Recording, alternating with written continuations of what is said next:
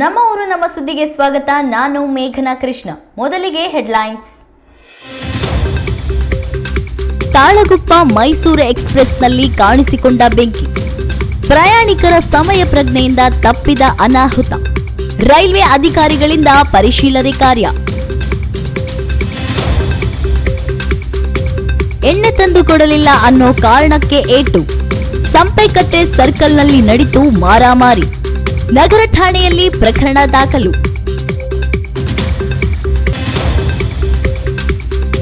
ಸಂಪೂರ್ಣ ಭರ್ತಿಯಾಗುವ ಮಟ್ಟ ತಲುಪಿದ ಮಲೆನಾಡಿನ ಜಲಾಶಯಗಳು.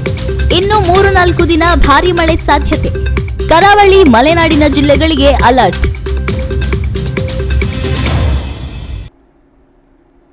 ತಾಳಗುಪ್ಪ ಮೈಸೂರು ಎಕ್ಸ್‌ಪ್ರೆಸ್ ರೈಲ್ನಲ್ಲಿ ಕಾಣಿಸಿಕೊಂಡ ಬೆಂಕಿ. ಈ ಕುರಿತ ಬಿಗ್ ಬ್ರೇಕಿಂಗ್ ನ್ಯೂಸ್ ಬಂದಿದೆ, ಬನ್ನಿ ನೋಡೋಣ.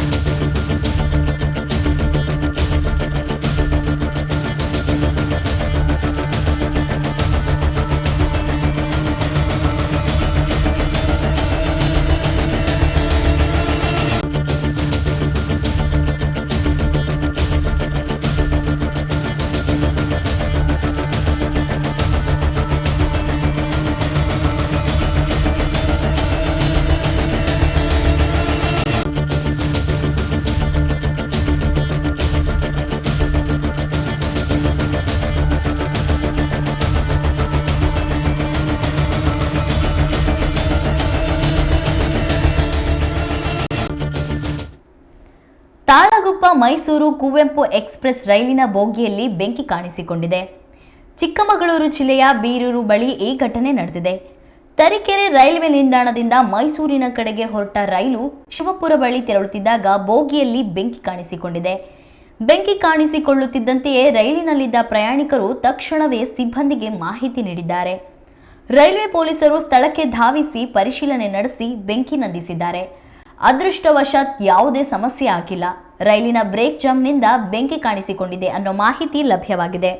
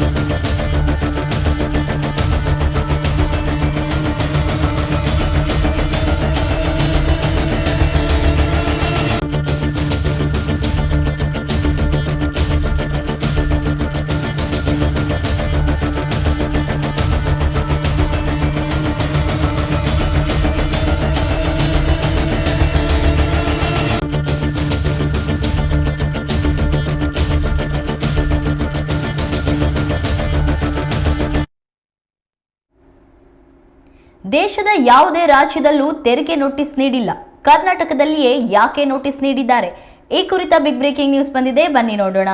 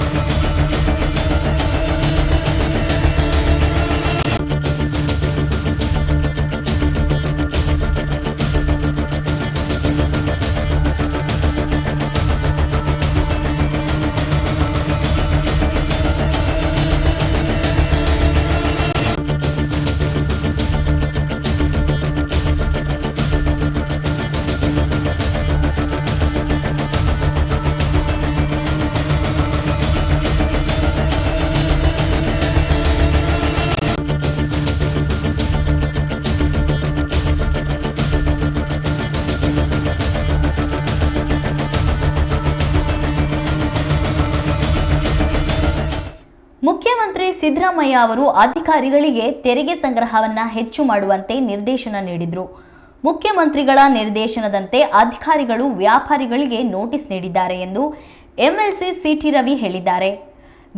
ಬೆಂಗಳೂರಿನಲ್ಲಿ ಮಾಧ್ಯಮ ಪ್ರತಿನಿಧಿಗಳ ಜೊತೆ ಮಾತನಾಡಿದ ಅವರು, ದೇಶದ ಯಾವುದೇ ರಾಜ್ಯದಲ್ಲೂ ತೆರಿಗೆ ನೋಟಿಸ್ ನೀಡಿಲ್ಲ, ಆದರೆ ಕರ್ನಾಟಕದಲ್ಲಿ ಮಾತ್ರ ನೋಟಿಸ್ ನೀಡಲಾಗಿದೆ. ಇದರ ಅರ್ಥ ಇದು ಕೇಂದ್ರ ಸರ್ಕಾರದ ಕೆಲಸವಲ್ಲ, ರಾಜ್ಯ ಸರ್ಕಾರವೇ ಸಣ್ಣ ವ್ಯಾಪಾರಸ್ಥರಿಗೆ ತೆರಿಗೆ ನೋಟಿಸ್ ನೀಡಿರುವುದು ಸ್ಪಷ್ಟವಾಗಿದೆ. 2 ನಿಮಿಷ ತಗೊಳ್ಳಿ.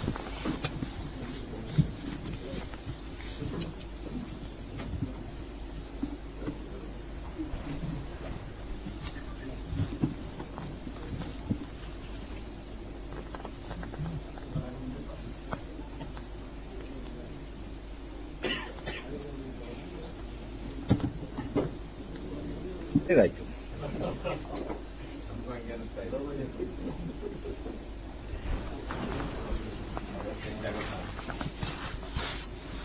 ಜಗತ್ನಲ್ಲಿ ಪರಿಹಾರ ಆಗದೇ ಇರೋ ಸಮಸ್ಯೆಗಳಿಲ್ಲ.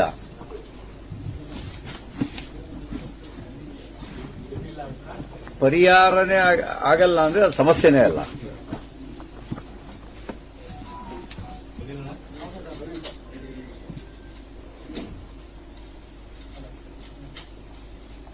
ಚೆಕ್ ಮಾಡ್ಕೊ ತಯಾರಿ ಮಾಡಿ.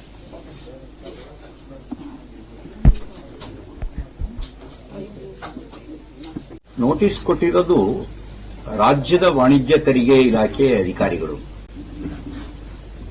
ನೋಟಿಸ್ ಕೊಟ್ಟ ಹಿನ್ನೆಲೆ ಮುಖ್ಯಮಂತ್ರಿಗಳ ಆದೇಶ.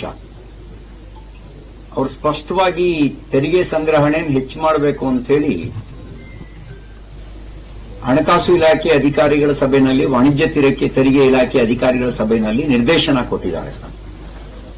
ಅವರ ನಿರ್ದೇಶನದ ಹಿನ್ನೆಲೆಯಲ್ಲೇನೆ ಸಣ್ಣ ವ್ಯಾಪಾರಸ್ಥರಿಗೆ ರಾಜ್ಯದ ವಾಣಿಜ್ಯ ತೆರಿಗೆ ಇಲಾಖೆ ನೋಟಿಸ್ ಕೊಟ್ಟಿದೆ. ಈಗ ಕೇಂದ್ರವನ್ನು ಯಾಕೆ ದೂರುತ್ತಾ ಇದ್ದೀರಿ? ಇಲ್ಲಿ ಕೋತಿ ಕೆಲಸ ಮಾಡಿರೋದು ನೀವು. ಕೇಂದ್ರದ ಮೇಲೆ ತಪ್ಪು ಬರೋ ರೀತಿಯಲ್ಲಿ ನಿಮ್ಮ ಹೇಳಿಕೆಗಳು ತಪ್ಪು ಸಂದೇಶವನ್ನು ಕೊಡ್ತಾ ಇದ್ದಾವೆ. ಈಗ ನೋಟಿಸ್ ಕೊಟ್ಟಿರೋದು ಕೇಂದ್ರದ ತೆರಿಗೆ ಇಲಾಖೆ ಅಲ್ಲ. ಇನ್ಕಮ್ ಟ್ಯಾಕ್ಸ್ನವರು ನೋಟಿಸ್ ಕೊಟ್ಟಿಲ್ಲ, ಕೇಂದ್ರ ತೆರಿಗೆ ಇಲಾಖೆಯವರು ನೋಟಿಸ್ ಕೊಟ್ಟಿಲ್ಲ. ನೋಟಿಸ್ ಕೊಟ್ಟಿರೋದು ರಾಜ್ಯದ ವಾಣಿಜ್ಯ ತೆರಿಗೆ ಇಲಾಖೆ. ಮತ್ತು ಇಡೀ ದೇಶದಲ್ಲಿ ಸಣ್ಣ ವ್ಯಾಪಾರಸ್ಥರಿಗೆ ನೋಟಿಸ್ ಹೋಗಿಲ್ಲ. ಕರ್ನಾಟಕದಲ್ಲಿ ಮಾತ್ರ ಸಣ್ಣ ವ್ಯಾಪಾರಸ್ಥರಿಗೆ ನೋಟಿಸ್ ಹೋಗಿದೆ. ಇಲ್ಲಪ್ಪ, ಇದು ಕರ್ನಾಟಕದಲ್ಲೂ ಹೋಗಿದೆ, ಕೇರಳದಲ್ಲೂ ಹೋಗಿದೆ, ಮಹಾರಾಷ್ಟ್ರದಲ್ಲೂ ಹೋಗಿದೆ, ಆಂಧ್ರ, ತೆಲಂಗಾಣ, ಉತ್ತರ ಪ್ರದೇಶ, ದೆಹಲಿ ಎಲ್ಲಾ ಕಡೆನೂ ನೋಟಿಸ್ ಹೋಗಿದೆ ಅಂದ್ರೆ ಕೇಂದ್ರ ತೆಗೆದುಕೊಂಡ ತೀರ್ಮಾನ ಅಂತ ನೀವು ಆರೋಪ ಮಾಡಿದ್ರೆ ಒಪ್ಪಿಡ್ಬೋದಾಗಿತ್ತು. ಮಹಾರಾಷ್ಟ್ರದಲ್ಲಿ ಸಣ್ಣ ವ್ಯಾಪಾರಸ್ಥರಿಗೆ ಹೂವು, ತರಕಾರಿ, ಊಟದ ಗಾಡಿ,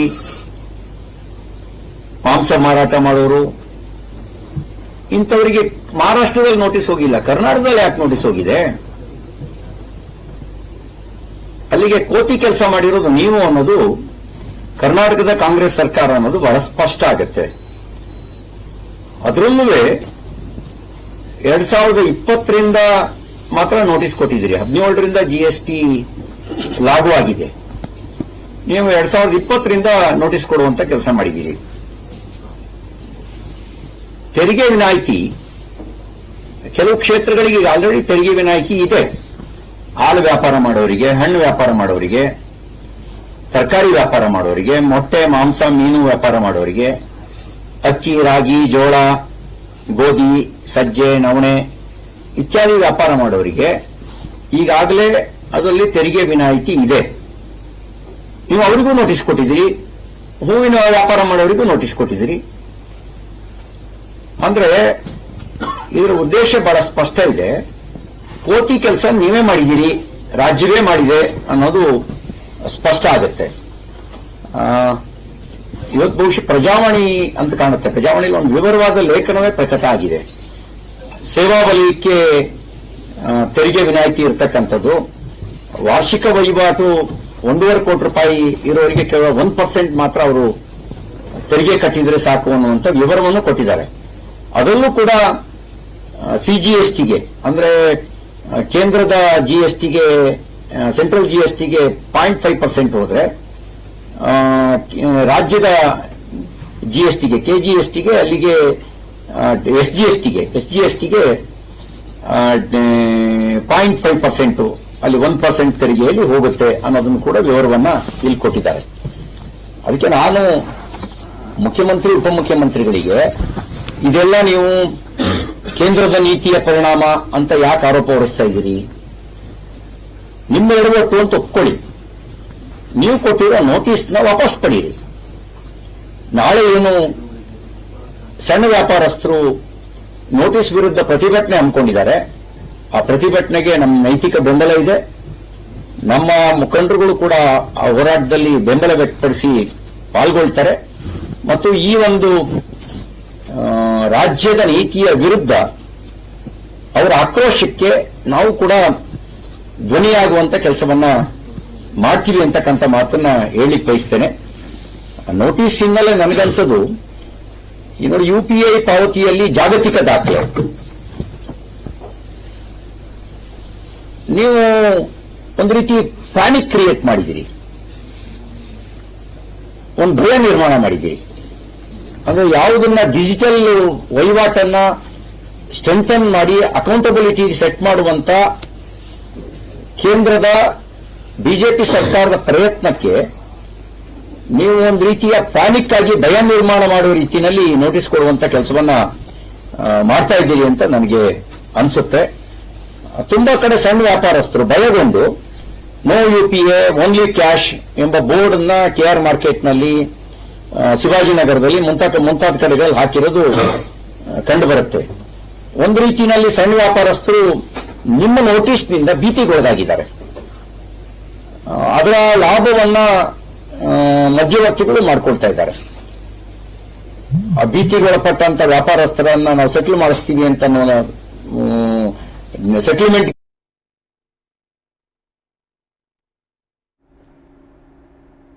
ಮಕ್ಕಳು ಶಾಲೆಯಲ್ಲಿ ಪಾಠ ಕಲಿಯುವುದು ಸಾಮಾನ್ಯ. ಆದರೆ ವಿದ್ಯಾರ್ಥಿಗಳಿಗೆ ಮತ್ತಷ್ಟು ಸಾಮಾನ್ಯ ಜ್ಞಾನ ತಿಳಿಯಲು ಹಾಗೂ ಪೊಲೀಸ್ ಠಾಣೆಯಲ್ಲಿ ಅಧಿಕಾರಿಗಳು ಹಾಗೂ ಸಿಬ್ಬಂದಿ ಯಾವ ರೀತಿ ಕಾರ್ಯನಿರ್ವಹಿಸುತ್ತಾರೆ ಎಂಬುದನ್ನು ತಿಳಿಯಲು ಆನಂದಪುರ ಪೊಲೀಸರು ವಿನೂತನ ಪ್ರಯೋಗಕ್ಕೆ ಮುಂದಾಗಿದ್ದಾರೆ. ಹೌದು, ಆನಂದಪುರದ ಪ್ರಾರ್ಥನಾ ರಾಮಕೃಷ್ಣ ವಿದ್ಯಾಲಯದ ವಿದ್ಯಾರ್ಥಿಗಳಿಗೆ ತೆರೆದ ಮನೆ ವಿಚಾರದಡಿ PSI ಪ್ರವೀಣ್ ನೇತೃತ್ವದ ತಂಡ ಪೊಲೀಸ್ ಸ್ಟೇಷನ್ನಲ್ಲಿ ವಿದ್ಯಾರ್ಥಿಗಳಿಗೆ ಸಾಕಷ್ಟು ವಿಚಾರವಾಗಿ ಮಾಹಿತಿ ನೀಡಿದರು. ಈ ದೇಶದ ಒಂದು ಒಳ್ಳೆ ಪ್ರಜೆ ಆಗಕ್ಕೆ ಪ್ರಯತ್ನ ಪಡಬೇಕು. ಅರ್ಥ ಆಯ್ತಾ? ಎಲ್ಲ ಫಾಲೋ ಮಾಡ್ತೀರಾ? ಎಲ್ಲರೂ ನಿಮಗೀಗ 16 ವರ್ಷಕ್ಕಿಂತ ಕಡಿಮೆ ವಯಸ್ಸಿನವ್ರು ನೀವು ಯಾವ ಕಾರಣಕ್ಕೂ ನಿಮ್ಮ ಮನೇಲಿ ಹೇಳಿದ್ರು ಕೂಡ ಅಥವಾ ನೀವಾಗಿ ಕೂಡ ಆಟ ಮಾಡಿದ್ರೆ ತುಂಬ ಪೇರೆಂಟ್ಸ್ ಬಂದು ಕಂಪ್ಲೇಂಟ್ ಮಾಡ್ತಾರೆ, ಮಕ್ಕಳು ಬೈಕ್ ಕೊಡಿ, ಸ್ಕೂಟಿ ಕೊಡಿ ಅಂತಾರೆ ಅಂತ. ನೀವು ಒಳ್ಳೆ ಮಕ್ಕಳು, ಕಾನೂನನ್ನ ಗೌರವ ಕೊಡೋ ಮಕ್ಕಳಾಗಿದ್ದರೆ ಯಾವ ಕಾರಣಕ್ಕೂ ಸ್ಕೂಟಿ ಬೈಕನ್ನು ಕೇಳಬಾರ್ದು ಪೇರೆಂಟ್ಸ್ ಹತ್ರ. ಅರ್ಥ ಆಯ್ತಾ? ಯಾವ ಕಾರಣಕ್ಕೂ ಪೇರೆಂಟ್ಸ್ ಹತ್ರ ಸ್ಕೂಟಿ ಬೈಕ್ ಎಲ್ಲ ಕೇಳಬಾರ್ದು. ನಿಮಗೆ 18 ವರ್ಷ ಆಗೋ ತನಕ ಏನು ಭಾರತೀಯ ಕಾನೂನು ಪ್ರಕಾರ, ಭಾರತದ ಕಾನೂನು ಪ್ರಕಾರ 18 ವರ್ಷ ಆಗೋ ತನಕ ಯಾವ ಕಾರಣಕ್ಕೂ ನಿಮಗೆ ಸ್ಕೂಟಿ ಬೈಕು ಎಲ್ಲ ಓಡಿಸೋದಕ್ಕೆ ಪರ್ಮಿಷನ್ ಇಲ್ಲ. ನಿಮ್ಮ ಮನೇಲಿ ಹೇಳಿದ್ರು ಕೂಡ, ಇಲ್ಲ ಒಂದು ಸಣ್ಣ ಕೆಲಸ ಇದೆ ಹೋಗ್ಬಾ ಅಂತೇಳಿ ಕೊಟ್ಟರು ಕೂಡ ನೀವು ತಗೋಬೇಡಿ, ತಪ್ಪಿತಸ್ಥರಾಗ್ತೀರಾ. ನಾಳೆ ನಿಮ್ಮ ತಂದೆ ತಾಯಿ ಅದರಿಂದ ಅನುಭವಿಸ್ತಾರೆ. Driving not allowed. ನೀವೆಲ್ಲ ಈಗ ಮೈನರ್, ಯಾವ ಕಾರಣಕ್ಕೂ ನಿಮಗೆ ಡ್ರೈವಿಂಗ್ ಅಲೌಡ್ ಇಲ್ಲ. 18 ವರ್ಷ ಆದ ನಂತರ ಎಲ್ಲೆಲ್ಲ ಮಾಡಿಸ್ಕೊಂಡು ಲರ್ನಿಂಗ್ ಲೈಸೆನ್ಸ್ ಅಂತ ಆಗುತ್ತೆ, ಅದನ್ನ ಮಾಡಿಸ್ಕೊಂಡು ಅದ್ರ ನಂತರನೇ ನೀವು ಸ್ಕೂಟಿ ಆಗಲಿ ಬೈಕ್ ಆಗಲಿ ಮುಟ್ಬೇಕು. ಗೊತ್ತಾಯ್ತಾ? ಯಾವ ಕಾರಣಕ್ಕೂ ಪೇರೆಂಟ್ಸ್ ಹತ್ರ ಆಟ ಮಾಡಕ್ಕೆ ಹೋಗ್ಬೇಡಿ. ಮೊಬೈಲನ್ನ ಲಿಮಿಟ್ ಆಗಿ ಬಳಸಿ, ಮೊಬೈಲನ್ನ ಜಾಸ್ತಿ ಬಳಸಬೇಡಿ. ಮನೆಗೆ ಹೋದಾಗ ಅಪ್ಪ ಅಮ್ಮ ರಿಲೇಷನ್ಗೆ ಮಾತಾಡಕ್ಕಂತ ಕಾಲ್ ಮಾಡ್ಕೊಡ್ತಾರೆ, ಮಾತಾಡಿ, ತೊಂದರೆ ಇಲ್ಲ. ಯಾರು ಏನಾದ್ರು ನೋಟ್ಸು ಮತ್ತೊಂದು ನಿಮಗೆ ಈಗೆಲ್ಲ ಟೆಕ್ನಿಕಲ್ ಸ್ಟಡಿ ಆಗಿದೆ, ಕೂತ್ಕೊಂಡು ಟೆಕ್ನಿಕಲ್ ಸ್ಟಡಿ ಆಗಿದೆ, ಹಂಗಾಗಿ ಏನಾದರೂ ಸಮಸ್ಯೆ ಆಯಿತು ಯೂಸ್ ಮಾಡ್ಬೋದು, ಮೊಬೈಲ್ ಯೂಸ್ ಮಾಡ್ಬೋದು. ಬಟ್ ಆದರೆ ಯಾವುದೇ ಕೆಟ್ಟ ವಿಚಾರಕ್ಕೆ ಯೂಸ್ ಮಾಡಬೇಕು. ಮೊಬೈಲಲ್ಲಿ ಒಳ್ಳೇದು ಇರುತ್ತೆ, ಕೆಟ್ಟದ್ದು ಇರುತ್ತೆ. ಓಕೆನಾ? ಸರಿ, ಎಲ್ಲ ಚೆನ್ನಾಗಿ ಒಳ್ಳೆ ವ್ಯಕ್ತಿಗಳಾಗ್ತೀರಾ? ಅಪ್ಪ ಅಮ್ಮಂಗೆ, ಗುರುಗಳಿಗೆ ಎಲ್ಲರಿಗೂ ಗೌರವ ತಂದು ಕೊಡ್ತೀರಾ? Very good. ಈಗ ಎಲ್ಲ ನಮ್ಮ ಸ್ಟೇಷನ್ ಇಂದ ಒಂದು ವಿಸಿಟ್ ಮಾಡಿ, ಓಕೆನಾ? ಕರ್ಕೊಂಡು ಹೋಗ್ತಾರೆ.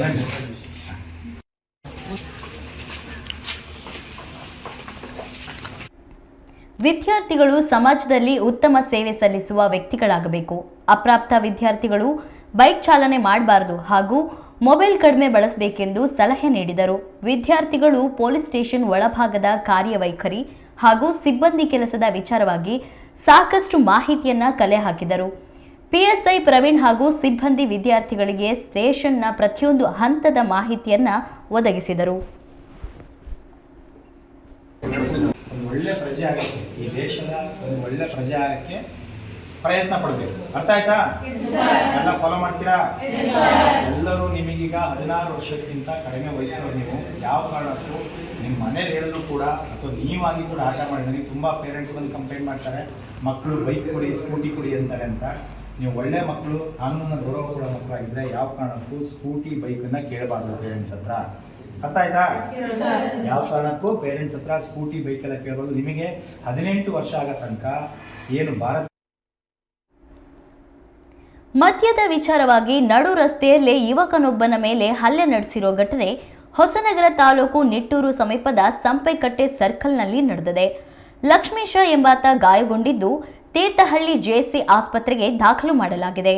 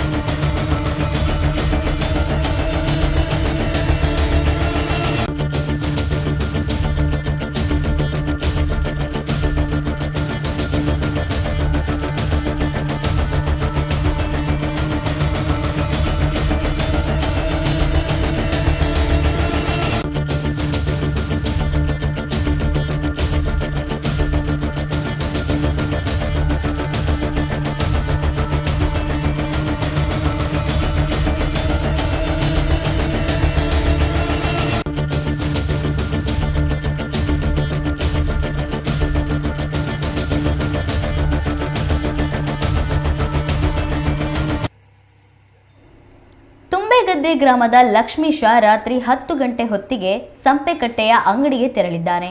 ಈ ಸಂದರ್ಭ ಜೀಪಿನಲ್ಲಿ ಬಂದ ಸುಬ್ರಹ್ಮಣ್ಯ, ಅವಿನಾಶ, ರಾಘವೇಂದ್ರ ಎಂಬುವವರು ಮದ್ಯ ತೆಗೆದುಕೊಂಡು ಬಾ ಎಂದು ಲಕ್ಷ್ಮೀಶನಿಗೆ ಹೇಳಿದ್ದಾರೆ. ಲಕ್ಷ್ಮೀಶ ನಾನೇಕೆ ತೆಗೆದುಕೊಂಡು ಬರಬೇಕು ಎಂದು ಕೇಳಿದ್ದಾನೆ. ನಿರಾಕರಿಸಿದ ಯುವಕನ ಮೇಲೆ ಮನಸೋಹಿಚ್ಚೆ ಹಲ್ಲೆ ನಡೆಸಿದ್ದಾರೆ. ಜೀಪ್ನ ಟೈರ್ ಬಿಚ್ಚುವ ರಾಡ್ನಿಂದ ಲಕ್ಷ್ಮೀಶನ ತಲೆಗೆ ಹೊಡೆಯಲಾಗಿದೆ ಎಂದು ದೂರಿನಲ್ಲಿ ಆರೋಪಿಸಲಾಗಿದೆ. ಗಾಯಗೊಂಡಿದ್ದ ಲಕ್ಷ್ಮೀಶನನ್ನು ನಗರದ ಆಸ್ಪತ್ರೆಗೆ ಕರೆದೊಯ್ಯಲಾಗಿತ್ತು. ಹೆಚ್ಚಿನ ಚಿಕಿತ್ಸೆಗಾಗಿ ತೀರ್ಥಹಳ್ಳಿ ಜೆಸಿ ಆಸ್ಪತ್ರೆಗೆ ದಾಖಲು ಮಾಡಲಾಗಿದೆ. ಪ್ರಕರಣ ನಗರ ಠಾಣೆಯಲ್ಲಿ ದೂರು ದಾಖಲಾಗಿದೆ.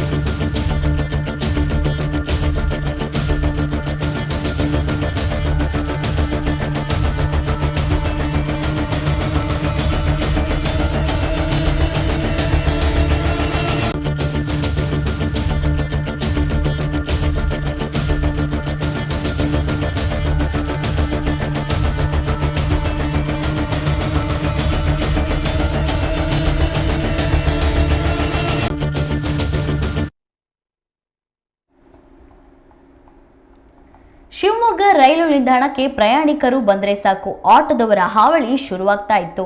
ರೈಲ್ವೆ ನಿಲ್ದಾಣದ ಒಳಗಡೆ ಹೋಗಿ ಕಿರಿಕಿರಿ ಉಂಟು ಮಾಡ್ತಾ ಇದ್ರು. ಪ್ರವೇಶ ದ್ವಾರದಲ್ಲಿಯೇ ಆಟೋಗಳ ನಿಲುಗಡೆ ಮಾಡೋದ್ರಿಂದ ಪ್ರಯಾಣಿಕರಿಗೂ ತೊಂದರೆ ಉಂಟಾಗ್ತಾ ಇತ್ತು. ಆದ್ರೀಗ ರೈಲು ನಿಲ್ದಾಣಕ್ಕೆ ಆಟೋ ಅಥವಾ ಖಾಸಗಿ ವಾಹನಗಳು ಪ್ರವೇಶಿಸಲು ಇದ್ದ 2 ಮಾರ್ಗಗಳನ್ನು ಬಂದ್ ಮಾಡಲಾಗಿದೆ. ಆಟೋಗಳ ಪ್ರವೇಶಕ್ಕೆ ನಿಷೇಧ ಹೇರಲಾಗಿದೆ. ರೈಲು ನಿಲ್ದಾಣದಿಂದ 100 ಮೀಟರ್ ಪ್ರವೇಶದಲ್ಲಿ ಆಟೋಗಳು ಪ್ರವೇಶ ಮಾಡುವಂತಿಲ್ಲ. ಇನ್ನು ಆಟೋ ದರವು ಬೆಂಗಳೂರಿನ ಟ್ರೈನ್ ಟಿಕೆಟ್ಗಿಂತಲೂ ಹೆಚ್ಚಾಗಿದ್ದು ಪ್ರೀಪೇಯ್ಡ್ ಕೌಂಟರ್ ಆರಂಭಿಸಬೇಕೆಂದು ಒತ್ತಾಯ ಇದ್ದರೂ ಇದುವರೆಗೂ ಆರಂಭಿಸದೇ ಇರೋದು ಪ್ರಯಾಣಿಕರಿಗೆ ತೊಂದರೆಯಾಗಿದೆ. ಅದೇನೇ ಇದ್ರೂ ಶಿವಮೊಗ್ಗದ ಸಂಚಾರಿ ಪೊಲೀಸರು ರೈಲ್ವೆ ನಿಲ್ದಾಣದ ಸುತ್ತಮುತ್ತ ಕಟ್ಟುನಿಟ್ಟಿನ ಕ್ರಮ ಕೈಗೊಂಡಿರೋದು ಪ್ರಯಾಣಿಕರ ಮೆಚ್ಚುಗೆಗೆ ಪಾತ್ರವಾಗಿದೆ.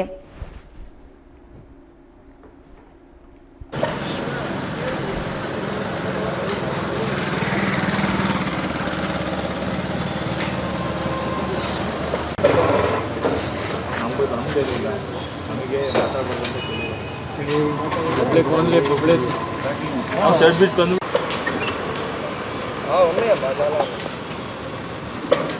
అంటే నెక్స్ట్ మంత్ చేంజ్ చేసేస్తాను. ఆ మంత్ నుంచి 2000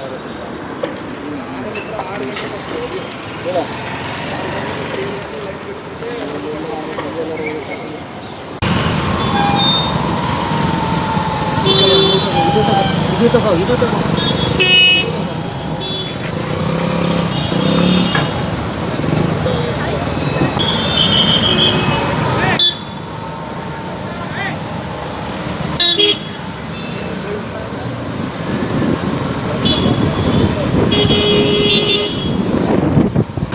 ಬಾಣ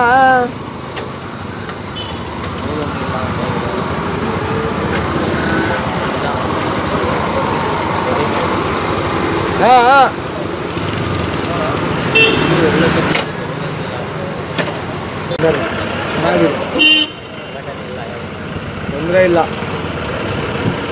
ಯಾವುದೇ ರೀತಿ ತೊಂದರೆ ಆಗ್ತಿಲ್ಲಪ್ಪ. ನಾವು ಬಾಡಿಗೆ ಆಗ್ತೈತೆ ಸಾಕು.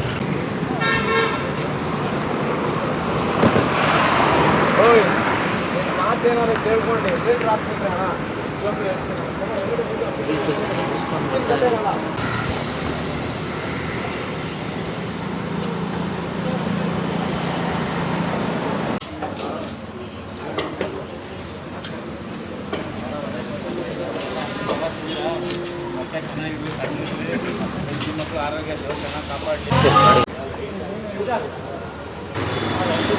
ಆಗ್ತಿದೆ ಅಂತ ಹೇಳ್ಬಿಟ್ಟು ನನ್ನ ಹೆಸರು ದಯಾನಂದ್. ನಾನು ಇಲ್ಲೇ ಶಿವಮೊಗ್ಗದವರು, ಇಲ್ಲೇ ಶಿವಮೊಗ್ಗ ಟೌನವರು. ಈಗ ಟ್ರಾಫಿಕ್ ಎಲ್ಲ ತುಂಬ ಚೆನ್ನಾಗಿ ವ್ಯವಸ್ಥೆ ಆಗಿದೆ. ಮುಂಚೆ ಇಲ್ಲೆಲ್ಲ ಆಟೋಗಳು ಇಲ್ಲೇ ಸರ್ಕಲಲ್ಲೇ ಹಾಕಿಬಿಟ್ಟು ಓಡಾಡೋ ಪ್ಯಾಸೆಂಜರಿಗೆಲ್ಲ ತುಂಬ ತೊಂದರೆ ಆಗಿತ್ತು. ಈಗ ತುಂಬ ಅವಾಯ್ಡ್ ಆಗಿದೆ. ಎಲ್ಲ ಆಟೋಗಳೆಲ್ಲ ಒಂದು ಕಡೆ ಇದು ಮಾಡಿರೋದ್ರಿಂದ ಟ್ರೈನಿಗೆ ಬರ್ತಕ್ಕಂಥ ಯಾವುದೇ ಪ್ಯಾಸೆಂಜರ್ಸ್ಗಳಿಗೆ ಕಂಫರ್ಟಾಗಿ ಬರ್ಬೋದು. ಏನು ಕೊನೆಯ ಮೂಮೆಂಟಲ್ಲಿ ಬಂದರೂ ಕೂಡ ಬೇಗ ಬಂದು ಟ್ರೈನ್ ಕ್ಯಾಚ್ ಮಾಡ್ಬೋದು. ಈಗ ಮುಂಚಿನ ಸಮಸ್ಯೆಗಳಿಲ್ಲ. ಈಗ ನೋಡಿ ಎಷ್ಟು ಚೆನ್ನಾಗಿ ಕಾಣ್ತಾ ಇದೆ. ಈಗ ಯಾವುದೂ ತೊಂದರೆಗಳು ಮುಂಚೆ ಅಷ್ಟು ಇಲ್ಲ. ಈಗ ಆಟೋಗಳಿಂದಲೇ ದೊಡ್ಡ ಸಮಸ್ಯೆಗಳಾಗ್ತಾಯಿತ್ತು ಮುಂಚೆ. ಈಗ ಎಲ್ಲ ಮ್ಯಾಕ್ಸಿಮಮ್ ಈಗ ತೊಂದರೆ ಇಲ್ಲ, ಅಷ್ಟು ಎಲ್ಲದೂ ಇದಾಗಿದೆ. ತುಂಬಾ ಅನುಕೂಲ ಆಗಿದೆ. ಈಗ ಟ್ರಾಫಿಕ್ ಕಂಟ್ರೋಲ್ ಮಾಡಿರೋದ್ರಿಂದ, ಆಟೋಗಳದ್ದು ಆ ಕಡೆ ಒಂದು ಸೈಡಲ್ಲಿ ಮಾಡಿರೋದ್ರಿಂದ ತುಂಬಾ ಪ್ಯಾಸೆಂಜರ್ ಅನುಕೂಲ ಆಗಿದೆ. ನನ್ನ ಹೆಸರು ಶಿವಮೂರ್ತಿ ಅಂತ, ಇಲ್ಲೇ ಶಿವಮೊಗ್ಗ ಟೌನ್ ಸ್ಥಳೀಕರು. ಇಲ್ಲಿ ದಿನನಿತ್ಯ ನಮ್ಮ ಟ್ರೈನಿಗೆ ಓಡಾಡಲಿಕ್ಕೆ ಪ್ಯಾಸೆಂಜರಿಗೆ ಭಾಳಷ್ಟು ತೊಂದರೆ ಇತ್ತು. ಮುಂಚೆ ಆಟೋಗಳೆಲ್ಲ ಫುಲ್ ಬ್ಲಾಕ್ ಆಗೋದ್ರಿಂದ ಈಗ ಆಟೋಗಳದ್ದು ಆ ಸೈಡ್ ಇರೋ ಸಲುವಾಗಿ ಈಗ ಪ್ಯಾಸೆಂಜರಿಗೆ ಯಾವುದೇ ತೊಂದರೆ ಇಲ್ಲ, ಅನುಕೂಲ ಆಗಿದೆ. ಮತ್ತು ಈಗ ಇಲ್ಲಿ ಭಾಳಷ್ಟು ಜಾಮ್ ಆಗಿರೋದಕ್ಕೆ ಮಕ್ಕಳಿಗೆ ಎಲ್ಲ ಸ್ಥಳೀಕರಿಗೆಲ್ಲ ಭಾಳಷ್ಟು ತೊಂದರೆ ಆಗಿತ್ತು. ಈಗಂತೂ ಎಲ್ಲ ಅನುಕೂಲ ಆಗಿದೆ. ವಿಶ್ವೇಶ್ವರಯ್ಯ ಜಲ ನಿಗಮ ನಿಯಮಿತ ಅಡಿಯಲ್ಲಿ ಬರುವ ಭದ್ರಾ ಮೇಲ್ದಂಡೆ ಯೋಜನೆಯ ಮುಖ್ಯ ಕಾಲುವೆಯಿಂದ ಚಿಕ್ಕಮಗಳೂರು ಜಿಲ್ಲೆಯ ವಿವಿಧ ಗ್ರಾಮಗಳ ಮಾರ್ಗವಾಗಿ ವೇದಾವತಿ ನದಿಗೆ ಸೇರುವ ಹಳ್ಳದ ಮುಖಾಂತರ ವಾಣಿ ವಿಲಾಸ ಸಾಗರಕ್ಕೆ ಸರ್ಕಾರದ ನಿರ್ದೇಶನದಂತೆ ಜುಲೈ 27ರಿಂದ ನೀರು ಹರಿಸಲಾಗುತ್ತಿದೆ.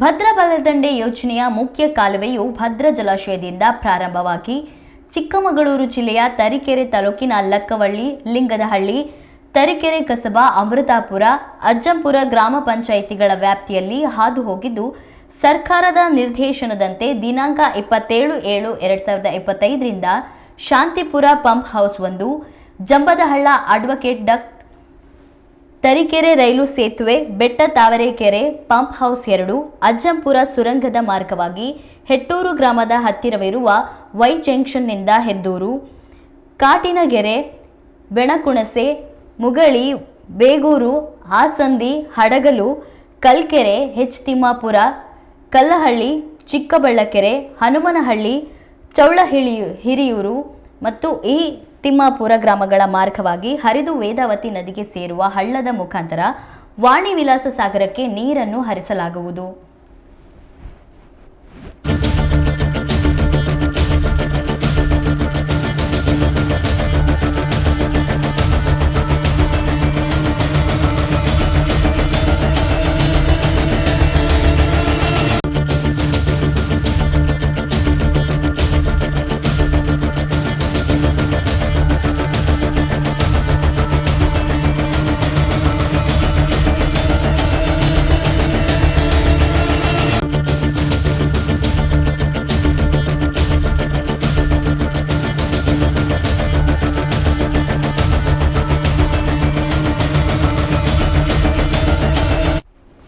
ಸಾರ್ವಜನಿಕರ ಸುರಕ್ಷತೆ ಹಾಗೂ ಮುಂಜಾಗ್ರತಾ ಕ್ರಮವಾಗಿ ಕಾಲುವೆ ಹಾಗೂ ಹಳ್ಳದ ಪಾತ್ರಗಳಲ್ಲಿ ಸಾರ್ವಜನಿಕರು ತಿರುಗಾಡುವುದು, ಜಾನುವಾರುಗಳನ್ನು ಕಾಲುವೆ ಒಳಗಡೆ ಬಿಡುವುದು ಹಾಗೂ ಇತರೆ ಚಟುವಟಿಕೆಗಳನ್ನು ಮಾಡುವುದು ಮುಂತಾದವುಗಳನ್ನು ನಿಷೇಧಿಸಲಾಗಿದೆ.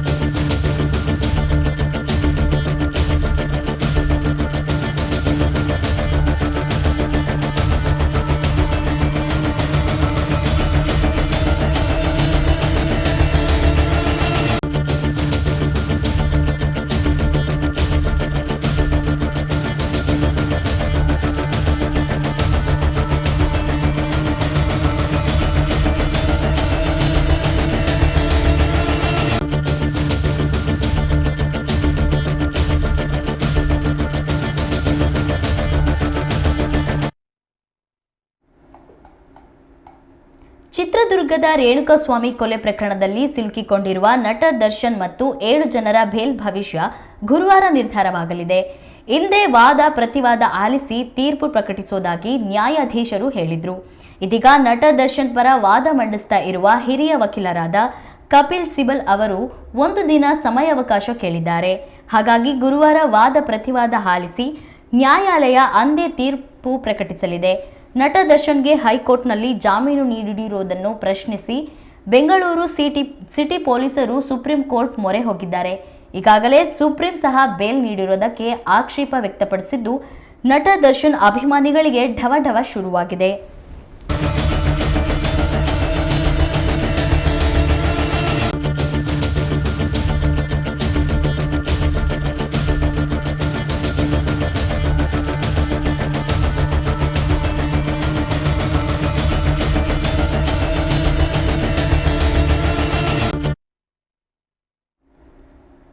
ಈಗೊಂದು ಪುಟ್ಟ ವಿರಾಮದ ನಂತರ ಸುದ್ದಿ ಮುಂದುವರಿಯಲಿದೆ.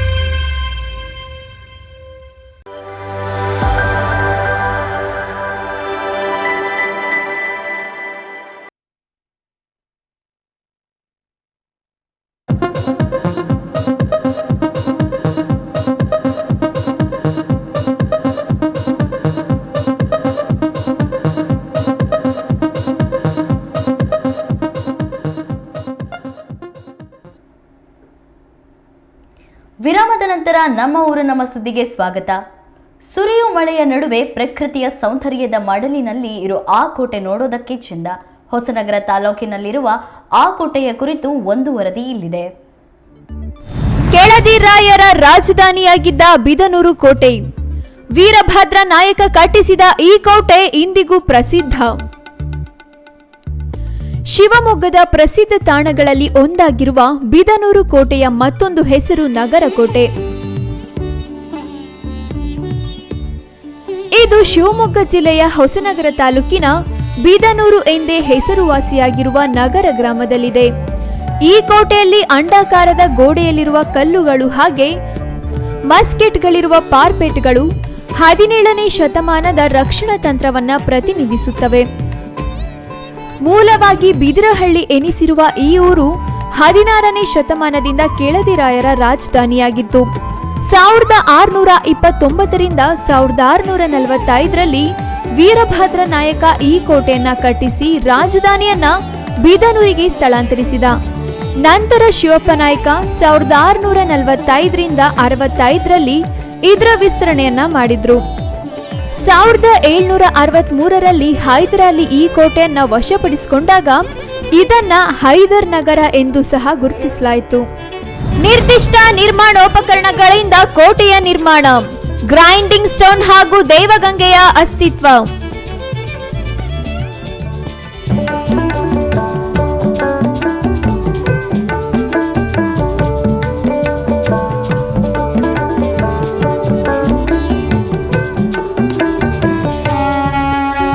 ಈ ಕೋಟೆಯ ಪ್ರತಿ ಭಾಗವು ಅಂದ್ರೆ ಗೋಡೆಯಿಂದ ಒಳಭಾಗದಲ್ಲಿ ಬರುವ ನಿಲ್ದಾಣ, ದರ್ಬಾರ್ ಹಾಲ್, ದೇವಸ್ಥಾನ, ಒಳಗಿರುವ ಭಾರೀ ಟ್ಯಾಂಕ್ಗಳು, ಸಡ್ಡು ಗುಹೆಗಳು ಹಾಗೆ ವಾಚ್ ಟವರ್ಗಳು ದೊಡ್ಡ ರ್ಯಾಂಪ್ಗಳ ಹಾದಿಯ ಮೂಲಕ ನಿರ್ಮಾಣವಾಗಿವೆ.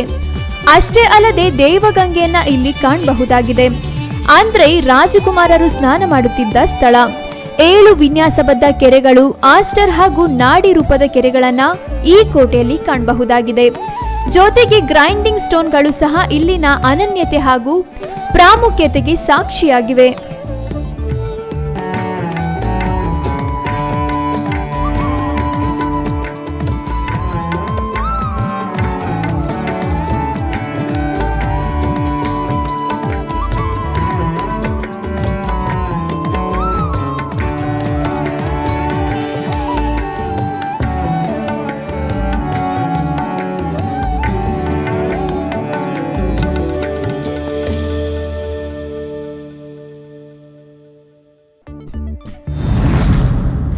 ಜೂನ್ ಸೆಪ್ಟೆಂಬರ್ ತಿಂಗಳು ಉತ್ತಮ ಸಮಯ. ನೇರವಾಗಿ ರಾಷ್ಟ್ರೀಯ ಹೆದ್ದಾರಿಯಿಂದಲೇ ಪ್ರವೇಶ. ಇನ್ನು ಈ ಕೋಟೆಗೆ ಹೊಸನಗರ ಬಸ್ ನಿಲ್ದಾಣದಿಂದ ಅತಿ ಸುಲಭವಾಗಿ ತಲುಪಬಹುದಾಗಿದೆ.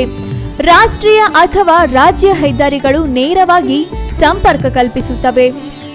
ಇನ್ನು ಈ ಸ್ಥಳಕ್ಕೆ ಭೇಟಿ ನೀಡಲು ಜೂನ್ ಹಾಗೂ ಸೆಪ್ಟೆಂಬರ್ ಉತ್ತಮ ಸಮಯ. ಅದರಲ್ಲೂ ಬೆಳಗಿನ ಹಾಗೂ ಸಂಜೆಯ ಸಮಯವಂತೂ ಪ್ರವಾಸಿಗರಿಗೆ ಸುಂದರ ಭಾವನೆಯನ್ನ ಉಂಟು ಮಾಡುತ್ತವೆ. ಒಟ್ಟಾರೆಯಾಗಿ ಈ ಸ್ಥಳವು ಜನರಿಗೆ ಐತಿಹಾಸಿಕ ಮಾಹಿತಿಗಳು ಹಾಗೂ ಮಾನಸಿಕವಾಗಿ ನೆಮ್ಮದಿಯನ್ನುಂಟು ಮಾಡುವ ಪ್ರೇಕ್ಷಣೀಯ ಹಾಗೂ ಮನೋಹರ ಸ್ಥಳವಾಗಿದೆ. ಹೊಸನಗರದ ಸೌಂದರ್ಯವನ್ನ ಸವಿಯೋದಕ್ಕೆ ಬರೋ ಪ್ರವಾಸಿಗರು ಬಿದನೂರು ಕೋಟೆಯಲ್ಲೂ ಕೆಲ ಸಮಯವನ್ನ ಕಳೆಯಬಹುದು. ಸುಮಧುರ ಕ್ಷಣಗಳು ನಿಮ್ಮದಾಗಲಿವೆ. News room Kannada medium 24x7. ಕರ್ನಾಟಕದಲ್ಲಿ ಮಾನ್ಸೂನ್ ಮಾರುತಗಳು ತೀವ್ರಗೊಂಡ ಪರಿಣಾಮ ರಾಜ್ಯದ ಕೆಲ ಜಿಲ್ಲೆಗಳಲ್ಲಿ ಭಾರಿ ಮಳೆ ಮುಂದುವರೆದಿದ್ದು, ರಾಜ್ಯದ 7 ಜಿಲ್ಲೆಗಳಲ್ಲಿ ಹವಾಮಾನ ಇಲಾಖೆ ಆರೆಂಜ್ ಅಲರ್ಟ್ ಘೋಷಣೆ ಮಾಡಲಾಗಿದೆ. ಕಳೆದೊಂದು ವಾರದಿಂದ ಸುರಿಯುತ್ತಿರುವ ಭಾರಿ ಮಳೆ ಇಂದು ಕೂಡ ಮುಂದುವರಿಯಲಿದ್ದು, ಇಂದು ಕರ್ನಾಟಕದ ಬಹುತೇಕ ಕಡೆಗಳಲ್ಲಿ ಭಾರಿ ಮಳೆಯಾಗಲಿದೆ.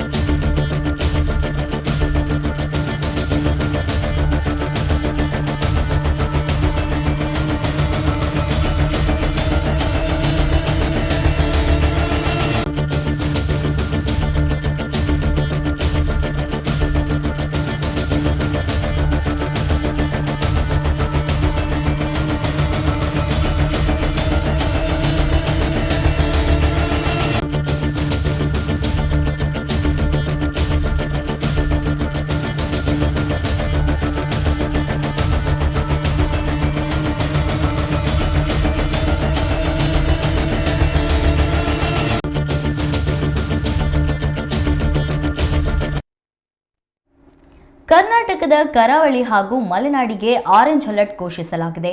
ದಕ್ಷಿಣ ಕನ್ನಡ, ಉತ್ತರ ಕನ್ನಡ, ಉಡುಪಿ, ಚಿಕ್ಕಮಗಳೂರು, ಹಾಸನ, ಕೊಡಗು, ಶಿವಮೊಗ್ಗ ಜಿಲ್ಲೆಗಳಲ್ಲಿ ಭಾರೀ ಮಳೆಯಾಗಲಿದ್ದು ಆರೆಂಜ್ ಅಲರ್ಟ್ ಘೋಷಿಸಲಾಗಿದೆ.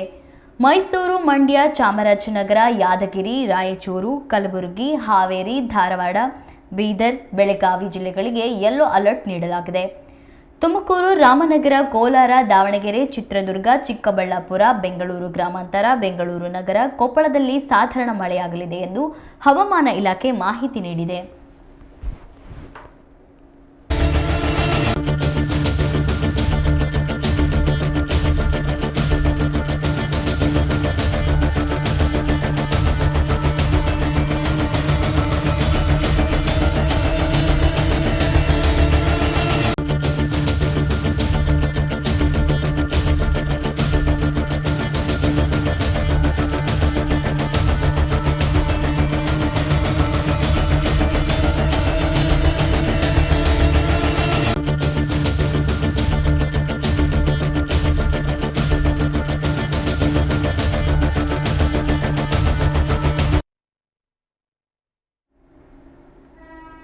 ತುಂಗಾ ಜಲಾಶಯಕ್ಕೆ ಒಳಹರಿವಿನ ಮಟ್ಟ 14,958 ಕ್ಯೂಸೆಕ್ ಹಾಗೂ ಹೊರಹರಿವಿನ ಮಟ್ಟ 15,722 ಕ್ಯೂಸೆಕ್ ಆಗಿದೆ. ಕಳೆದ ವರ್ಷ ಇದೇ ಸಮಯದಲ್ಲಿ ಜಲಾಶಯಕ್ಕೆ ಒಳಹರಿವಿನ ಮಟ್ಟ 36,055 ಕ್ಯೂಸೆಕ್ ಹಾಗೂ ಹೊರಹರಿವಿನ ಮಟ್ಟ 33,038 ಕ್ಯೂಸೆಕ್ ಆಗಿತ್ತು. ಈ ಬಾರಿ ಜಲಾಶಯಕ್ಕೆ ಒಳಹರಿವು ಹಾಗೂ ಹೊರಹರಿವಿನ ಪ್ರಮಾಣ ತಗ್ಗಿದೆ.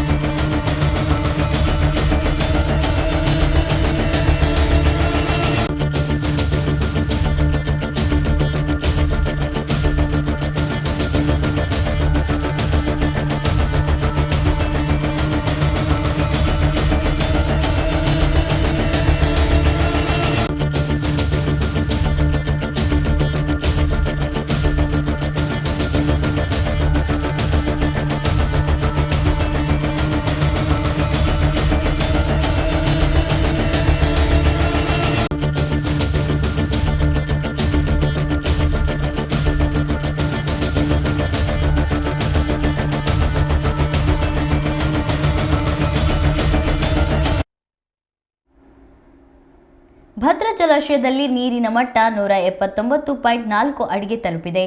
ಜಲಾಶಯದ ಒಟ್ಟು ಸಂಗ್ರಹಣಾ ಸಾಮರ್ಥ್ಯ 186 ಅಡಿಯಾಗಿದ್ದು, ಕಳೆದ ವರ್ಷ ಇದೇ ಸಮಯದಲ್ಲಿ ಜಲಾಶಯದ ಮಟ್ಟ 166.6 ಅಡಿಯಾಗಿತ್ತು. ಇನ್ನು ಜಲಾಶಯಕ್ಕೆ ಒಳಹರಿವಿನ ಪ್ರಮಾಣ 8,065 ಕ್ಯೂಸೆಕ್ ಆಗಿದ್ದು, ಹೊರಹರಿವಿನ ಪ್ರಮಾಣ 6,919 ಕ್ಯೂಸೆಕ್ ಆಗಿದೆ. ಕಳೆದ 24 ಗಂಟೆಗಳ ಹಿಂದೆ ಜಲಾಶಯಕ್ಕೆ ಒಳಹರಿವಿನ ಪ್ರಮಾಣ 9,198 ಕ್ಯೂಸೆಕ್ ಹಾಗೂ ಹೊರಹರಿವಿನ ಪ್ರಮಾಣ 6,918 ಕ್ಯೂಸೆಕ್ ಆಗಿತ್ತು.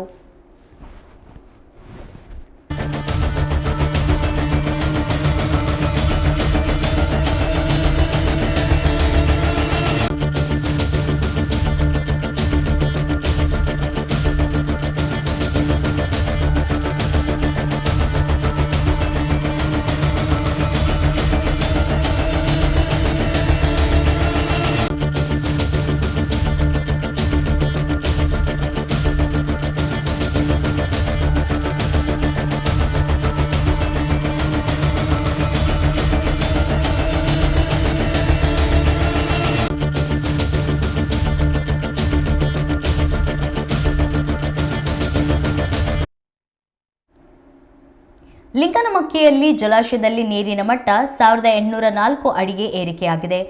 ಜಲಾಶಯದ ಒಟ್ಟು ಸಂಗ್ರಹಣಾ ಸಾಮರ್ಥ್ಯ 1,819 ಅಡಿಯಾಗಿದ್ದು, ಕಳೆದ ವರ್ಷ ಇದೇ ಸಮಯದಲ್ಲಿ ನೀರಿನ ಮಟ್ಟ 1,797 ಅಡಿಯಾಗಿತ್ತು. ಇನ್ನು ಜಲಾಶಯಕ್ಕೆ ಒಳಹರಿವಿನ ಪ್ರಮಾಣ 13,136 ಕ್ಯೂಸೆಕ್ ಹಾಗೂ ಹೊರಹರಿವಿನ ಪ್ರಮಾಣ 5,068 ಕ್ಯೂಸೆಕ್ ಆಗಿದೆ. ಕಳೆದ ವರ್ಷಕ್ಕಿಂತ ಈ ಬಾರಿ ಜಲಾಶಯದ ನೀರಿನ ಮಟ್ಟ ಏರಿಕೆಯಾಗಿದೆ.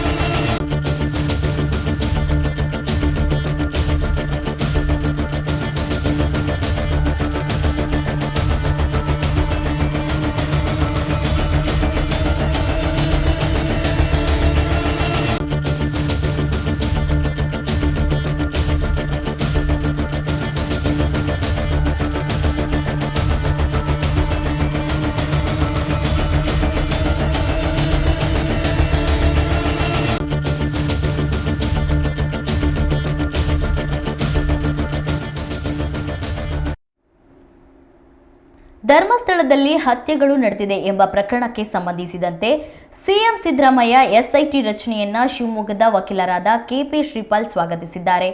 ಶಿವಮೊಗ್ಗದಲ್ಲಿ ಮಾಧ್ಯಮ ಪ್ರತಿನಿಧಿಗಳ ಜೊತೆ ಮಾತನಾಡಿದ ಅವರು, ಧರ್ಮಸ್ಥಳದಲ್ಲಿ ಧರ್ಮವಿದೆ, ಕ್ಷೇತ್ರದ ಬಗ್ಗೆ ಆಕ್ಷೇಪ ಎತ್ತುತ್ತಿಲ್ಲ.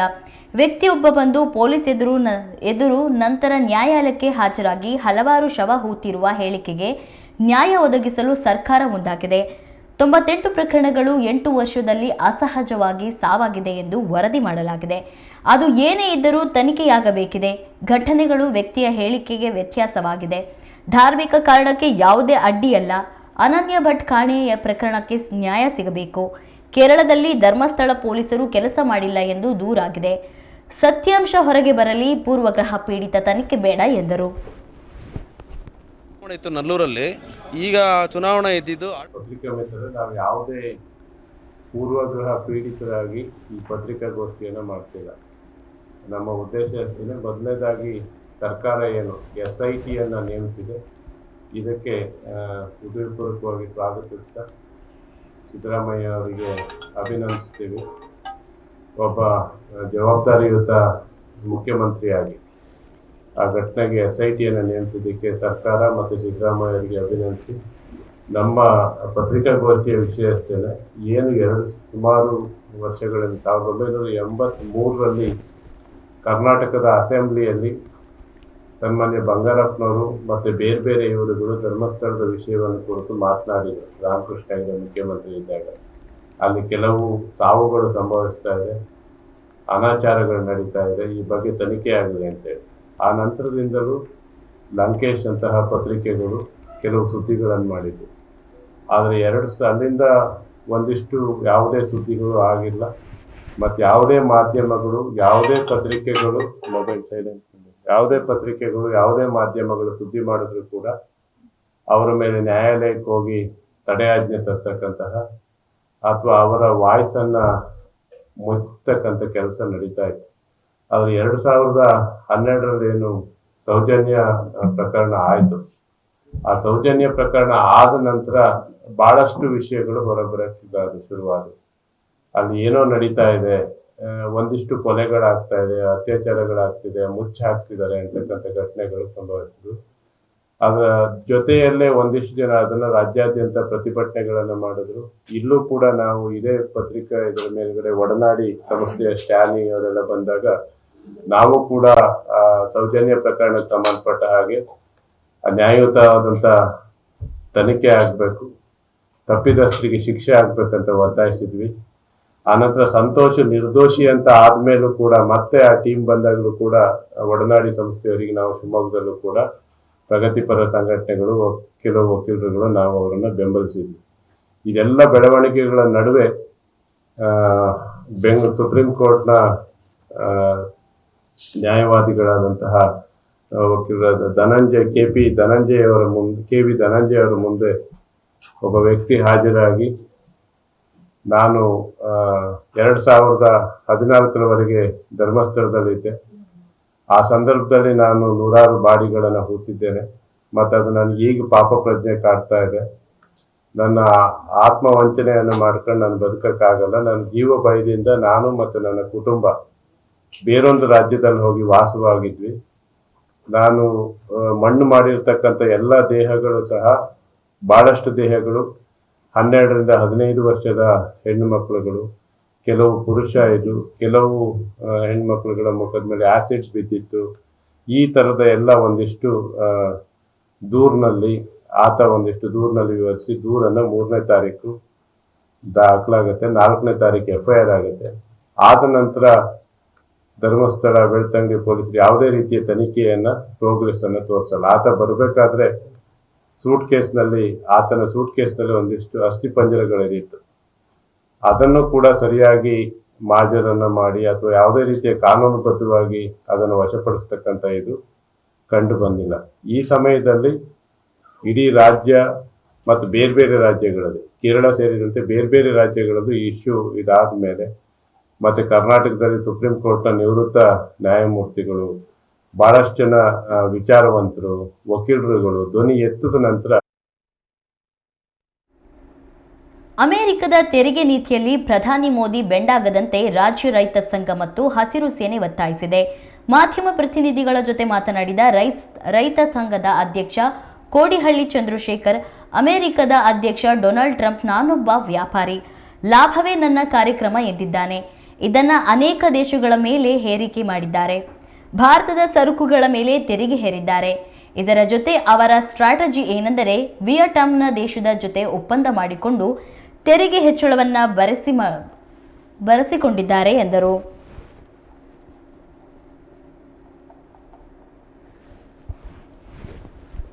ಅಮೇರಿಕದ ಮಾರುಕಟ್ಟೆಗೆ ಬರ್ತಕ್ಕಂಥ ಭಾರತೀಯ ಯಾವುದೇ ವಸ್ತುಗಳ ಮೇಲೆ ಈಗ ಏನು ತೆರಿಗೆ ಇದೆ ಅದರ ಮೇಲೆ 25% ತೆರಿಗೆಯನ್ನು ಜಾಸ್ತಿ ಮಾಡ್ತೇವೆ.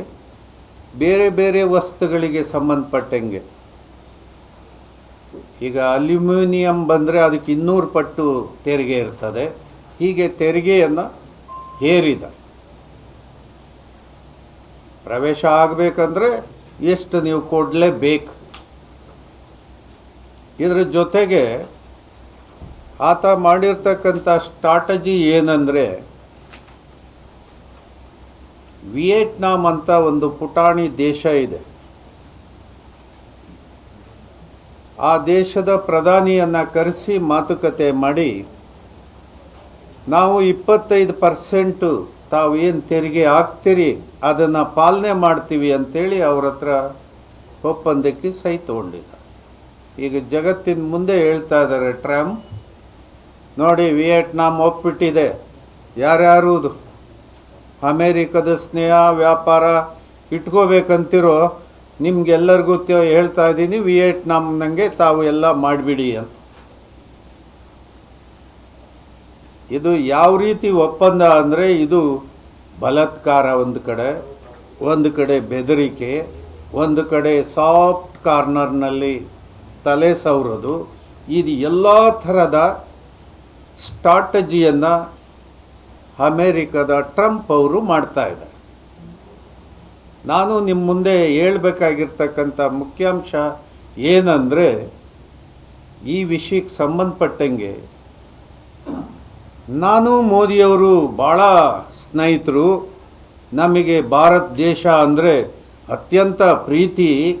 ಹಾಗಾಗಿ ಈ ತೆರಿಗೆಯನ್ನು ನಾವು ಎಷ್ಟು ಬೇಕಾದ್ರೂ ಕಮ್ಮಿ ಮಾಡ್ಕೋಬೋದು, ನಮ್ಮಿಬ್ಬರ ನಡುವೆ ಭಾಳ ಒಳ್ಳೆ ವಿಶ್ವಾಸ ಅಂತ ಹೇಳ್ತಾ ಬಹಳ ನಾಜೂಕಾಗಿ ತಾಜಾ ಮಾಡಿ ಎಲ್ಲಿ ನಮ್ಮನ್ನು ಅಪಾಯಕ್ಕೆ ತಗೊಂಡೋಗಿ ನಿಲ್ಲಿಸ್ಬಿಡ್ತಾರೋ ಅನ್ನೋ ಆತಂಕ. ಜುಲೈ 27ರಂದು ಸಹಚೇತನ ನಾಟ್ಯಾಲಯ ವತಿಯಿಂದ ಸ್ನೇಹಶ್ರೀ SG ರಂಗ ಪ್ರವೇಶ ಮಾಡಲಿದ್ದಾರೆ. ಸಂಸ್ಥೆಯ ಸಹನಾ ಚೇತನ್ ಅವರು ಮಾಧ್ಯಮಗೋಷ್ಠಿಯಲ್ಲಿ ಈ ವಿಷಯ ತಿಳಿಸಿದರು. ಅಂದು ಸಂಜೆ 5:30ಕ್ಕೆ ಶಿವಮೊಗ್ಗದ ಕುವೆಂಪು ರಂಗಮಂದಿರದಲ್ಲಿ ಭರತನಾಟ್ಯದ ರಂಗಪ್ರವೇಶ ನಡೆಯಲಿದೆ. ಸಹಚೇತನ ಬಳಗದ ಸಹಯೋಗದಲ್ಲಿ ಕಾರ್ಯಕ್ರಮ ನಡೆಯಲಿದೆ. ಮಾಜಿ DCM KS ಈಶ್ವರಪ್ಪನವರು ಮುಖ್ಯ ಅತಿಥಿಗಳಾಗಿ ಪಾಲ್ಗೊಳ್ಳಲಿದ್ದಾರೆ. ಮೈಸೂರಿನ ಹಿರಿಯ ನೃತ್ಯ ವಿದ್ವಾಂಸರಾದ ಡಾಕ್ಟರ್ ತುಳಸಿ ರಾಮಚಂದ್ರ ಅವರು ಕಾರ್ಯಕ್ರಮದ ಉದ್ಘಾಟನೆ ನೆರವೇರಿಸಲಿದ್ದಾರೆ ಎಂದು ಮಾಹಿತಿ ನೀಡಿದರು. ನನ್ನ ಶಿಷ್ಯ ವೃಂದದವರು ಸಾಮೂಹಿಕ ರಂಗ ಪ್ರವೇಶವನ್ನು ಮಾಡಿ ಇದು ಸರ್ವರಿಗೂ ದಕ್ಕುವಂತಹ ಕಲೆ, ಸರ್ವರಿಗೂ ಪ್ರಾಪ್ತಿಯಾಗುವಂತಹ ಒಂದು ಕಾರ್ಯಕ್ರಮ ಅನ್ನೋದನ್ನು ನಿರೂಪಿಸಿದರು.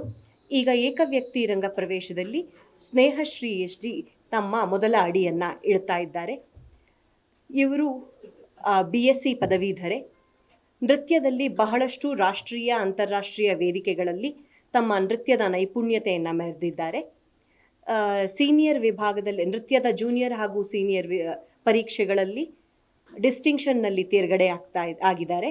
ಹಾಗೆಯೇ ಮುಂಬರುವ ಗಂಗೂಬಾಯಿ ಹಾನಗಲ್ ಯೂನಿವರ್ಸಿಟಿಯ ವಿದ್ವತ್ ಪರೀಕ್ಷೆಯನ್ನು ತೆಗೆದುಕೊಳ್ಳೋದಕ್ಕೆ ಸಜ್ಜಾಗಿದ್ದಾರೆ. ನೃತ್ಯ ಲಹರಿಯಲ್ಲಿ ಅಂದಿನ ಕಾರ್ಯಕ್ರಮದಲ್ಲಿ ಮಲ್ಲರಿ, ದೇವರನಾಮ, ಜತಿಸ್ವರ, ವರ್ಣ, ಕೃತಿ, ತಿಲ್ಲಾನ ಹಾಗೂ ಮಂಗಳದ ನೃತ್ಯ ನಿರೂಪಣೆ ಅವರ ಪ್ರದರ್ಶನದಲ್ಲಿ ಕಂಡುಬರುತ್ತೆ.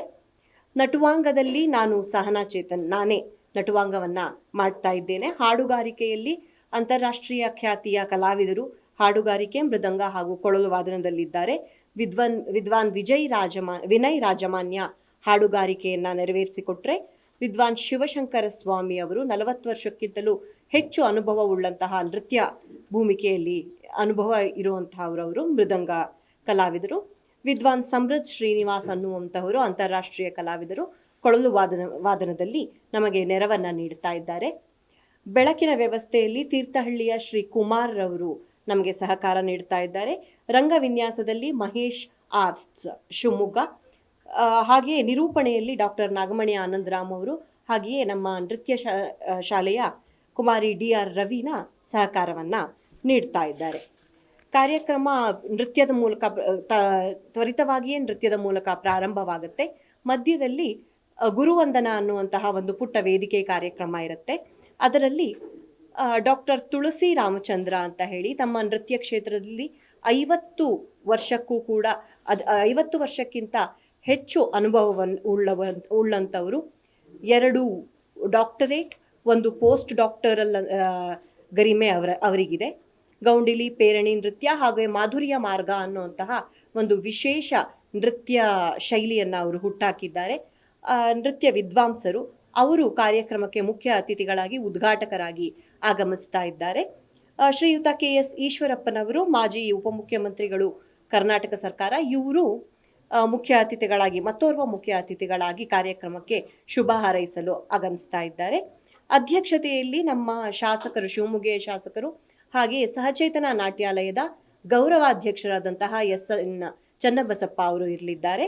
ಹಾಗೆಯೇ ಇವರ ಸ್ನೇಹಶ್ರೀ SG ಅವರ ಸಂಪೂರ್ಣ ಕುಟುಂಬ ಸಹಕಾರವನ್ನು ಕೊಡ್ತಾ ವೇದಿಕೆಯಲ್ಲಿ ಇರಲಿದೆ. ಹಾಗೆಯೇ ಗುರುವಂದನಾ ಕಾರ್ಯಕ್ರಮಕ್ಕೆ ಗುರು ದಂಪತಿಗಳ, ನನ್ನ ಸಹನಾ ಚೇತನ್ ಹಾಗೂ ಚೇತನ್ ಗುರು ದಂಪತಿಗಳ ಉಪಸ್ಥಿತಿ ಕೂಡ ಇರಲಿದೆ. ಸುಮಾರು 2 ಗಂಟೆಗಳ ಸುದೀರ್ಘ ಕಾರ್ಯಕ್ರಮ. ಇದೀಗ ಮತ್ತೊಮ್ಮೆ ಹೆಡ್ಲೈನ್ಸ್.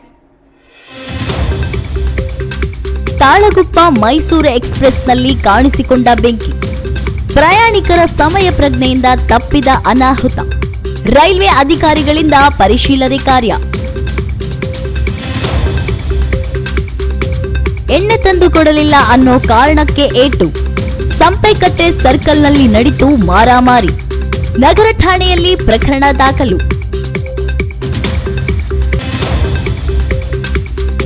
ಸಂಪೂರ್ಣ ಭರ್ತಿಯಾಗುವ ಮಟ್ಟ ತಲುಪಿದ ಮಲೆನಾಡಿನ ಜಲಾಶಯಗಳು, ಇನ್ನು 3-4 ದಿನ ಭಾರೀ ಮಳೆ ಸಾಧ್ಯತೆ, ಕರಾವಳಿ ಮಲೆನಾಡಿನ ಜಿಲ್ಲೆಗಳಿಗೆ ಅಲರ್ಟ್.